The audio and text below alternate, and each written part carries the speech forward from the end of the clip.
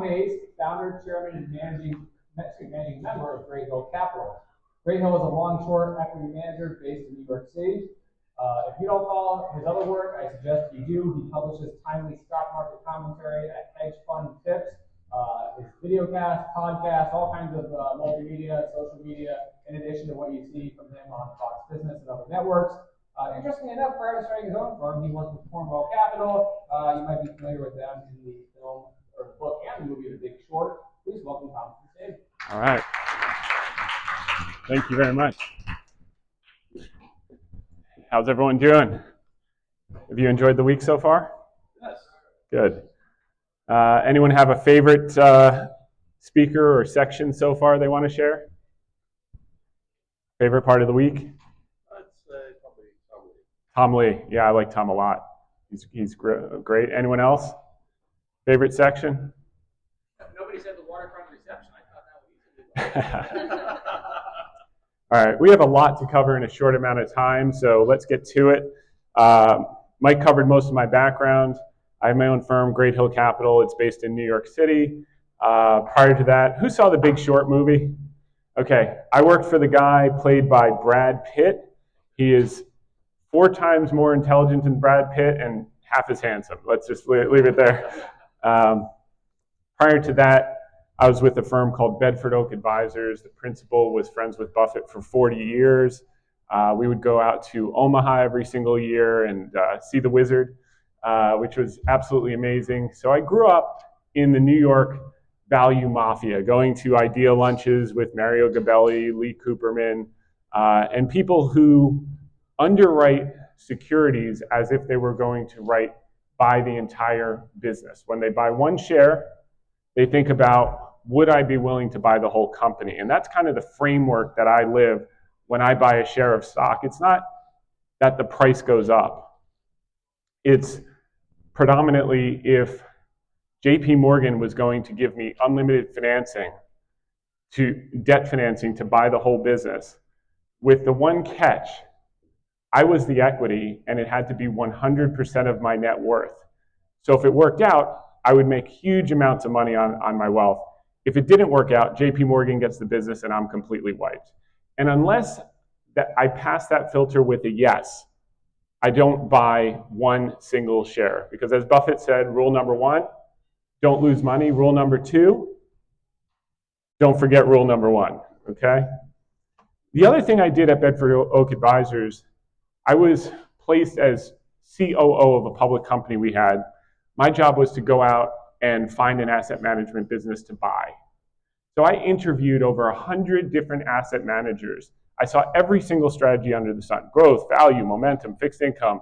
And I saw what was durable, what worked, what outperformed over time, and what was fad and flash in the pan and blew up, and et cetera. So that shaped my philosophy, just learning from hundreds of years of others' experience of what worked, what didn't, and what was durable.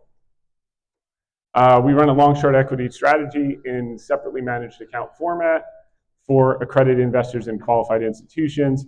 And we do have the #1 ranked podcast in the hedge fund category named Hedge Fund Tips with Tom Hayes. We give ideas, we answer questions directly from the audience, and not just like, yeah, buy, don't buy.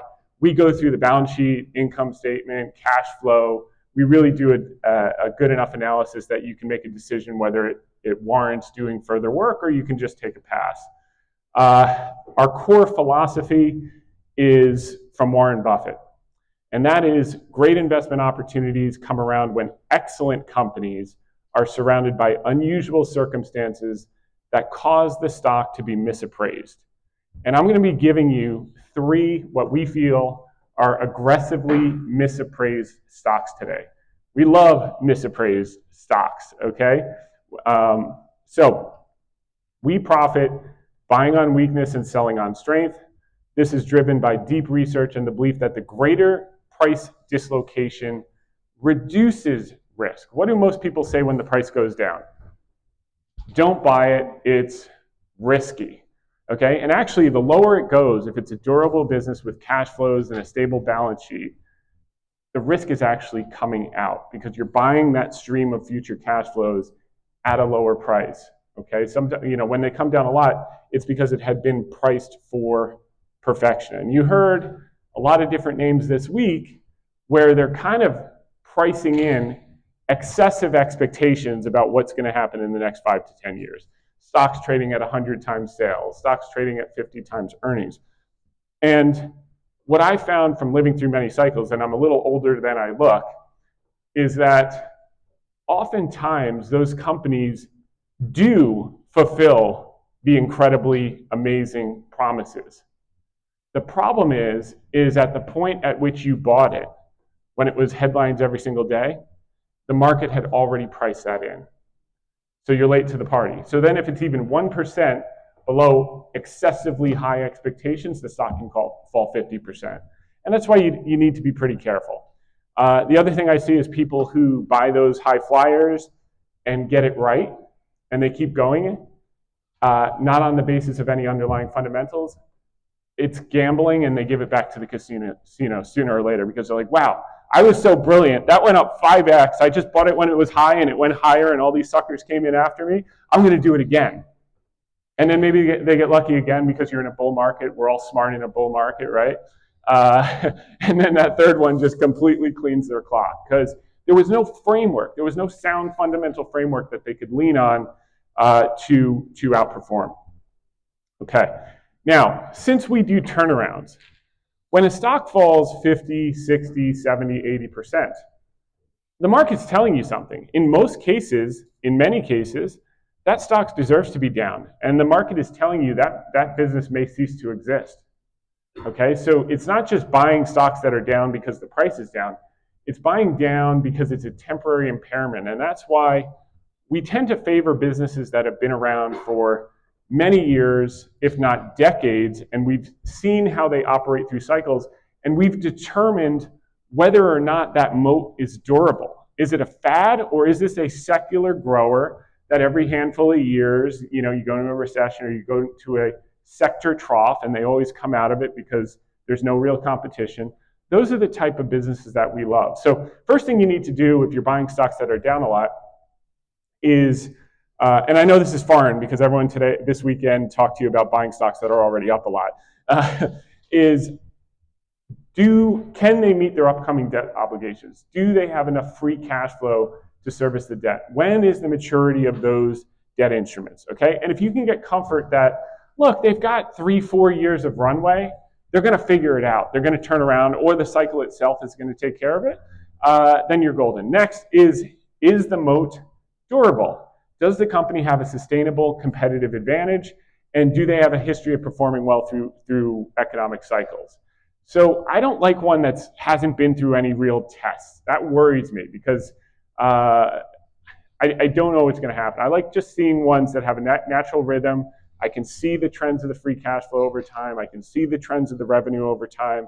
I can see the trends of the earnings over time. I can see the balance sheet over time. I can see the share count over time. And that leads to the next one, which is management. Do they prioritize shareholder value?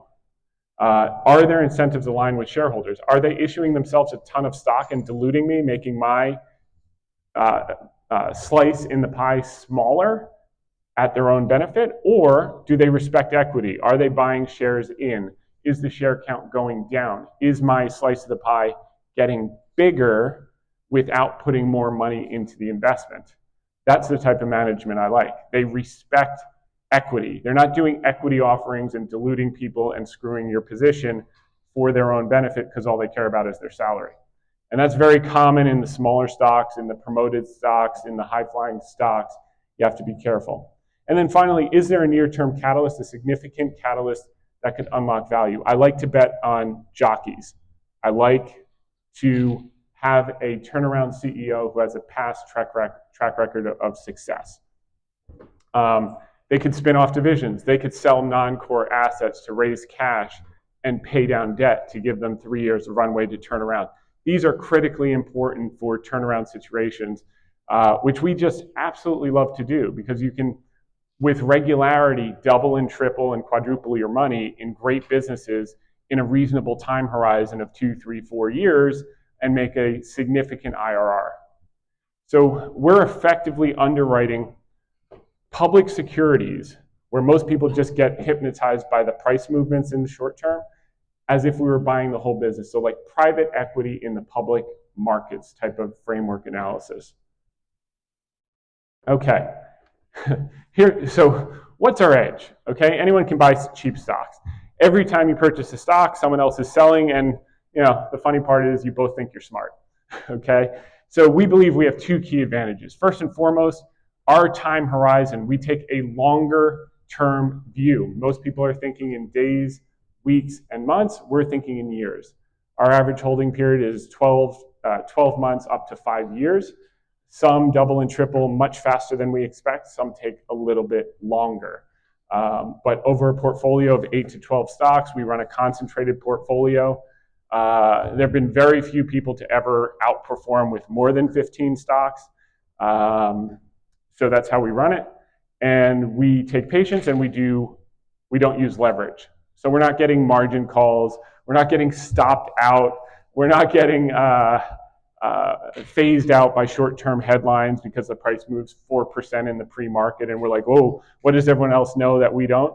We just go back, we look at the cash flow statement, we look at their revenue growth, we look at their earnings growth, we say they don't know anything, they're just responding to headlines. Should we add to the position? Should we take the shares off their hand?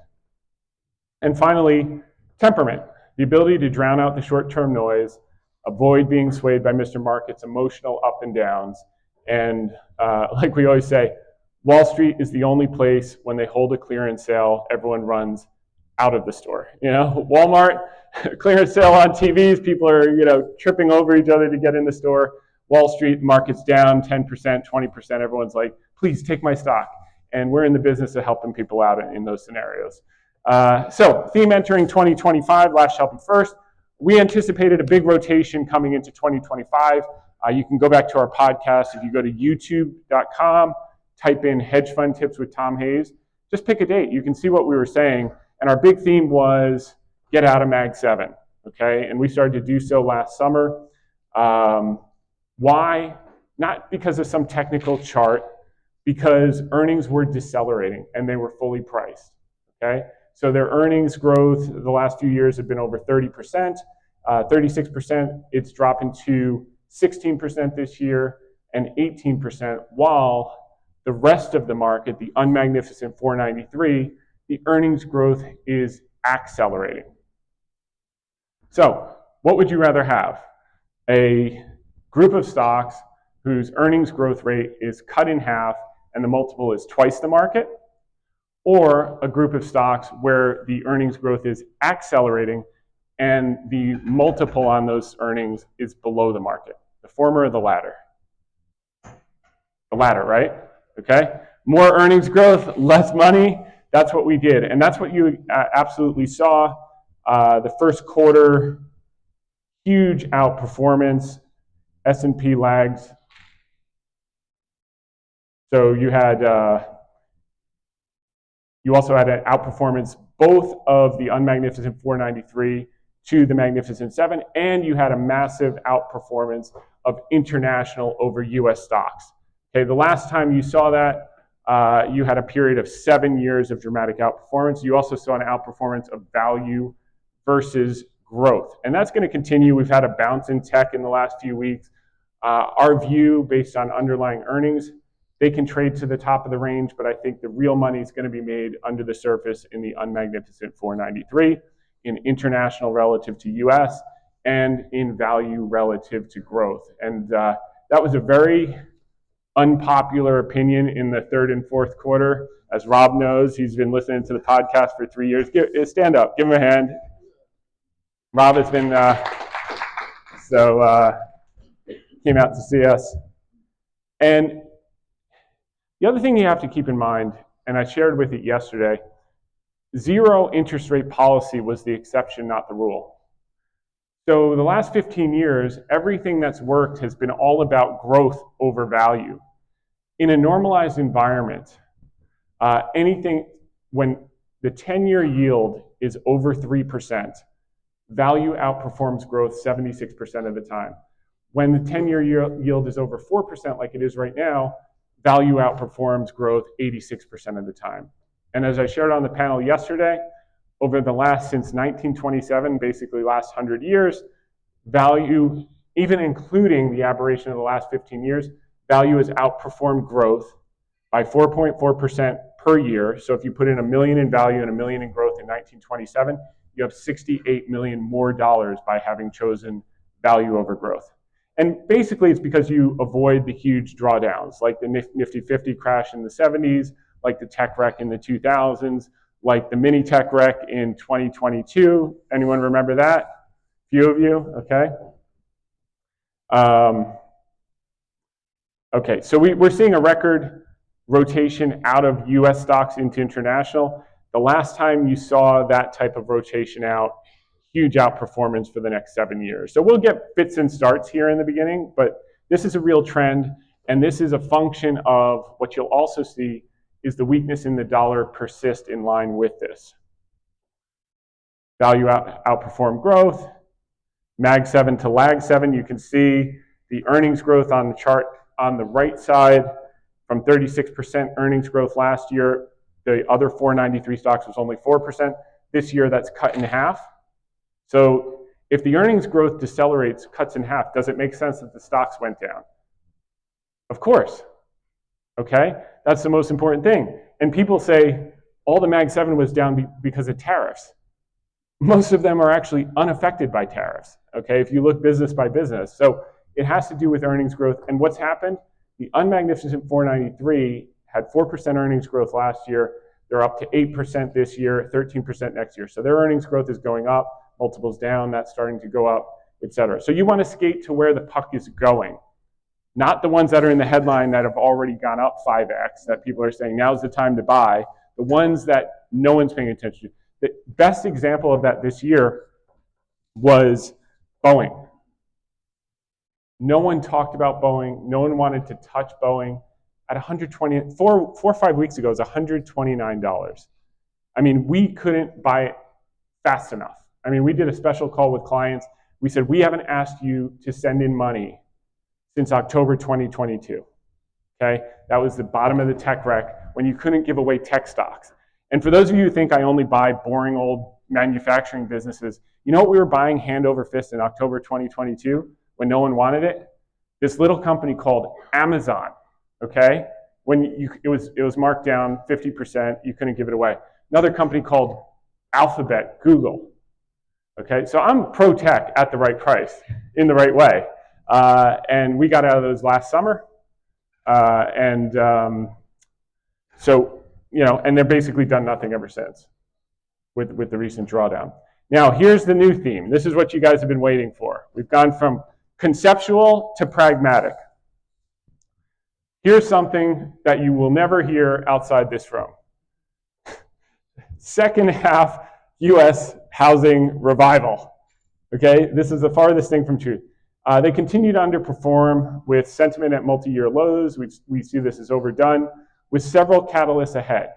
Lower rates. You're like, how are we going to get lower rates? We just had a credit downgrade last night. Who saw that? Okay. People were asking me, what's going to happen Monday morning? I was like, I don't know. All I know is the businesses in my portfolio, their free cash flow is going to be the same. Their revenues are going to be the same. Their earnings power is going to be the same. So I don't spend a lot of time on that. And what we've seen in the past, the last 2 times, kind of like you get a little dip and then it's fine. So we view this as a long-term opportunity and highlight 3 picks and shovel plays to express the theme. Why aren't we just buying home builders if we're so excited about this theme? We like to buy the arms dealers, not the warring factions. The warring factions beat themselves up. As this thesis plays out, you're going to see a massive volume of new starter homes produced, which is going to create excess supply, the exact opposite of what we have right now, which is a dearth of supply. And you're going to see incentives, you're going to see margin compression, you're going to see big volume. And we're going to talk about how do we get to that position. So at the current pace of construction, it would take 7.5 years to close the multi-million-dollar home deficit, which is about 4 or 5 million homes. Decade plus of underbuilding has pushed the median age of owner-occupied homes to 41 years from 31 in 2005. 48% of the new housing stock dates back to, of the US housing stock dates back to the 1980s or earlier. So we have an old housing stock, we have a limited housing stock, and we need to build 4 to 7 million homes very, very quickly. So how's that going to happen? First off, mortgage rates are easing, okay? So they peaked at 7 and change. They're now down, 6.5 or so, but the 7.79, highest in 23 years. Today they're at 6.76, and they've been range bound between 6.5 and 7 for the past 6 months. Now, part of that is people are stuck in low mortgages. That's affecting supply. When rates approached 6% in late 2024, we saw 18 consecutive weeks of positive purchase applications. Okay, so now we've come back up. So how do we get mortgage rates down? Well, Secretary Bessent, our Treasury Secretary, made it clear. Okay, his objective is to lower the 10-year yield. What are mortgage rates priced off of? It's not priced off the Fed funds rate. It's priced off the 10-year yield because it's a longer duration loan. And how he's going to do that is he's going to exempt government-backed securities from the SLR, and he believes that will lower the 10-year yield by 30 to 70 basis points. And we expect this to happen in the second half of the year. So if you take the 10-year yield down 30 to 70 basis points, which would basically be 375 to 350, you get a 30-year fixed mortgage. I know this is going to blow your mind, below 6%. And if you get a 30-year fixed mortgage at 5 and change in the next 12 months, the demand for housing is going to be something like we have never seen in our lifetimes. Because everyone has been priced out, everyone's been waiting, and then you couple that with, you're going to start to see an increase of supply. 1982, 40% of the new homes were entry level, under 1,400 square foot house. By 2023, that dropped to 9%. And how are they going to get more supply? Those colored areas on the map are federal lands that there is currently no construction on. Trump is going to open up a portion of those lands to construct starter homes. So you get your 1,500 square foot house from KB Homes with your 5.9% mortgage and an endangered elk in your backyard free of charge. Okay, it's going to be awesome. So he's also cut red tape. That's a top priority under this administration. He's terminated the AFFH rule. He's restored local control and removed local zoning tax. In 2022, 83% of delays were attributed to permitting issues. They are going to destroy the red tape and make it easier and easier for companies to build, to buy land, and to build quickly. The administration is focused on another key solution, opening portions of the 640 million acres of federal land for large-scale housing development. Roughly 47 million acres, or 7.3% of federal land, fall within metropolitan areas. Everyone thinks it's only in the middle of nowhere, where more housing is needed. And the AEI estimates that if we just unlock, forget 640 million acres, if we just unlock 512,000 acres in the metro areas and outside areas, that could support the construction of 3 million new homes. Okay? Now, if you're going to build 3 million new homes, demographics, you know about the millennials. They all need houses. They're all starting families. We won't go into that. Here's pick number 1. QXO. This is a Brad Jacobs company. Does anyone know who Brad Jacobs is? Okay, here's one guy, the guy who listens to my podcast, too. He wrote a book, How to Make a Few Billion Dollars. He's made about $12 billion, and he's made a lot more for shareholders. He's starting this QXO. He's going to roll up building supply companies because he sees this opportunity. We built a position at $13 and change. It's like 16 now. Over the next 5 to 7 years, we believe this stock goes well above 50, probably $80 to $100. He did XPO Logistics, and he did United Rentals. Did everyone know United Rentals, the equipment leasing? Both of those were roll-ups. If you put $1 million in United Rentals, you made over $50 million over 20 years. If you put $1 million in XPO, over 10 years, you made about $60 million. Okay, that's enough to get that coffee going, that caffeine going, ladies and gentlemen. He's going to do it again. And by the way, he put $150 million when he did it of his own money in XPO.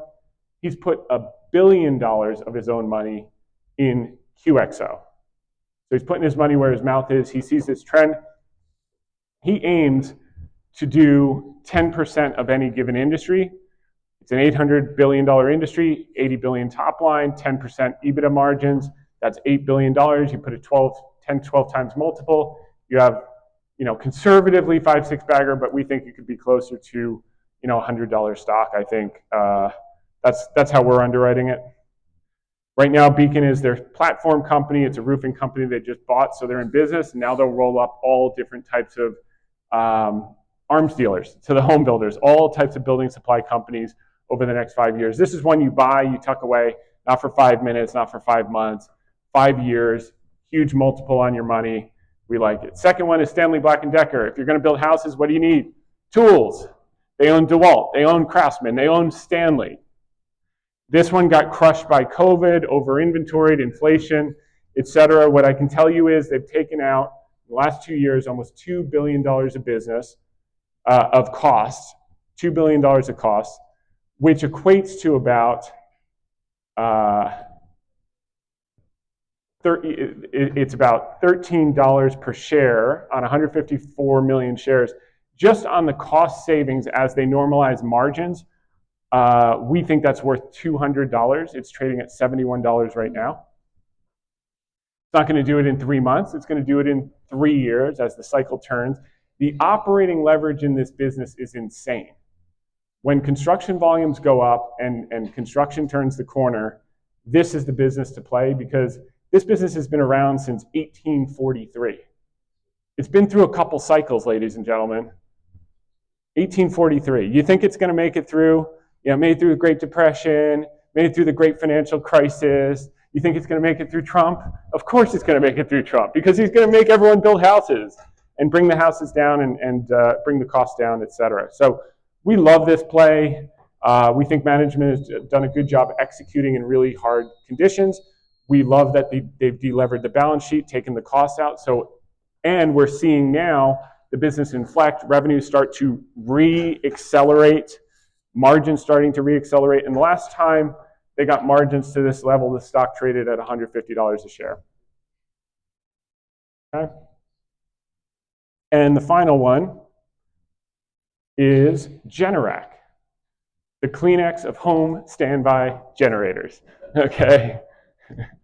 No, we're not going to cure cancer today. We're not going to guess who's going to win the AI race, but we're going to keep your power on so you can run your AI queries through Alibaba's Qwen 2.4 large language model. You can use OpenAI too, but we're going to talk about a special international play in the breakout room. What is that, in 15 minutes, Mike? Yeah, you're at Okay, so you're going to like that. The theme of that room is called How the Uninvestable Became Investable. We're going to talk about some quote-unquote currently uninvestable stocks and the actions we took in previous uninvestable stocks and what happened, okay? So Generac is a huge play on the home building.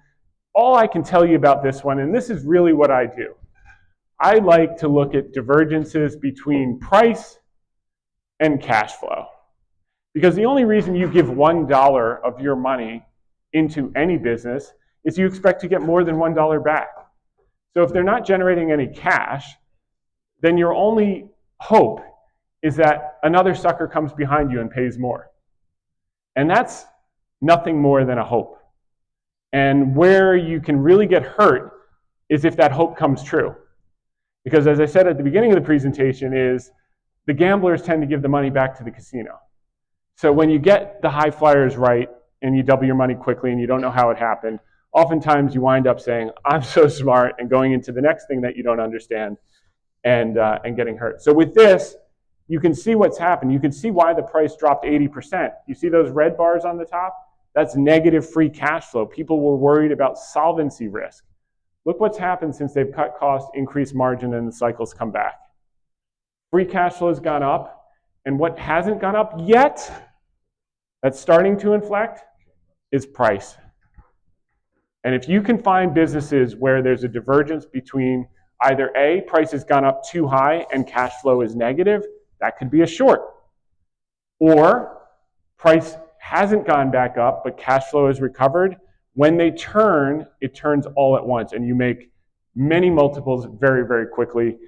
this is going to be a triple over the next few years. This is another leverage play on the housing recovery, inherent demand. So 3 super boring plays with super exciting outcomes if you have the patience and you sit tight and watch this play out over the next few years. So with that said, I think we've got it all. That's how you can reach me, and we'll take one question or two. Yeah.